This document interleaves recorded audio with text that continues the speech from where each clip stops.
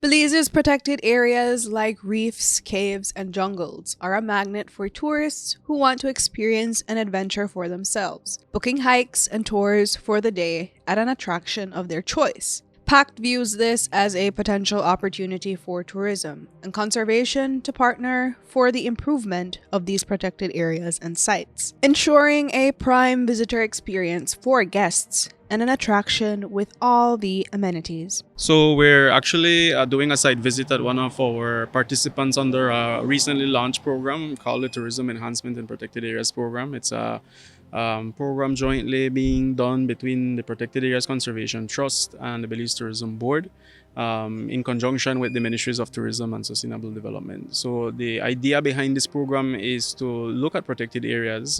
We know that majority of our tourists that come to Belize, I would say about 70% or more of them visit a protected area during their visit. So it's a very important aspect of our tourism offer.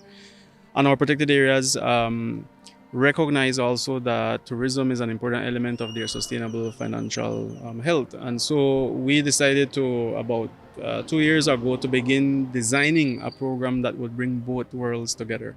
Naturally, conservation and tourism are symbiotic in Belize. I mean, PAC exists because of the relationship we have with tourism. For every tourist that visits Belize, $7.50 comes to PAC so that we can then reinvest into protected areas. So we are joint at the hip, but we also recognize that we need to work a little bit more closer to ensure that the product itself is at a high level and can receive the type of business that we want to see. St. Herman's Blue Hole National Park, along with Turniff Atoll and Thousand Foot Falls, are three of these selected sites chosen to be a part of this program. But at times, at these sites, the attraction and tour is all there is to experience, and visitors are unable to find a restaurant or food stall for miles. So this program is going to be initially for 2 to 3 years, and we decided in designing it that we would do various cohorts because different protected areas are at different levels of tourism development. Some of them have been doing it for years, like here at St. Herman's, and there are others that still are figuring out. So we're starting with the ones that have evolved a lot more over time. And so we have 3 participants under what we call cohort 1 that will be receiving some funding to develop their tourism product. So the idea behind it is, not only to look at visitor facilities like trails and restrooms and stuff like that, but we are trying to push and challenge our protected areas managers to also look at the commercial aspect of things. Can we develop concessions within the protected areas? So a lot of the times, like here, we go on the trails, we visit the caves, but after that, what do we do? So wouldn't it be nice to have some food and some beverage, to drink a nice coffee here or have a nice dessert? And so those are some of the elements that we are challenging this first cohort to see how much they can implement and integrate within their programs. Sites like St. Herman's are in need of infrastructural upgrades at the visitor center and parking lot. So this project focuses on having the community participating, also developing infrastructures within the protected area, which would include the upgrading of our restrooms, bathrooms, the changing rooms,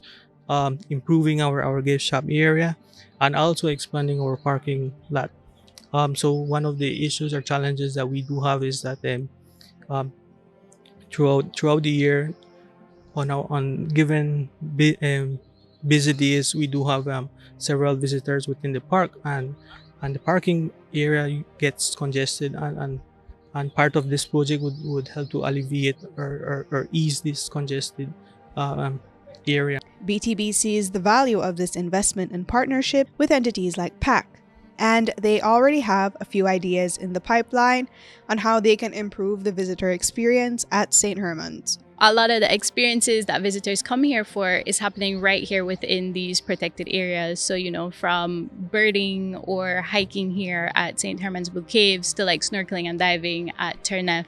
So it has to do conservation and tourism. They work hand in hand, and by us investing in these protected areas, we're able to protect and, enhance our natural resources that attract tourists to Belize. So this particular site, we're definitely looking at the upgrades of the trails. that will give better guest experience. They'll feel safer on the trails if we have more elevated and enhanced trails. We're also looking at the parking lot. It's a bit small right now, but once we expand, then it will have more room for more vans to come in and people to park safely, so they don't have to park on the highway.